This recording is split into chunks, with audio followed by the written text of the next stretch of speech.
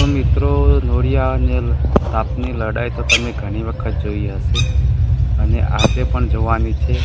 એ પહેલાં તમને વિડીયો પસંદ આવે તો સબસ્ક્રાઈબ જરૂર કરજો। સાપે નોળિયાને પૂંછડી વડે દબાવી રાખે છે જેથી તે સાપને નુકસાન ના કરી શકે। છતાં પણ નોળિયો કોશિશ કરીને છૂટવાની તૈયારી કરી છે અને હવે છૂટી જશે અને પછી સાપ અને નોળિયાની લડાઈ ચાલુ થઈ જશે। તો જુઓ મિત્રો, સાપ અને નોળિયાની લડાઈ। નોળિયો કોશિશ કરી રહ્યો છે, હવે છૂટી ગયા અને તરફ મારીને સાપ ઉપર પડી ગયો।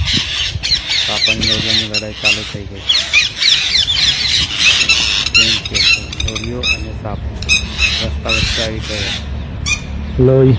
નોળિયો ક્યાં ગયો?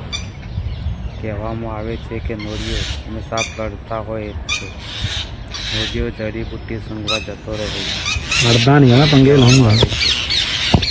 અને પેલો સાપ ચાલી જાય છે। પક્ષીઓ પણ સાપ ઉપર શ્રાપ મારે છે। નોળિયો આવી રહ્યો છે સંતાઈને ગયો। ધન્યવાદ।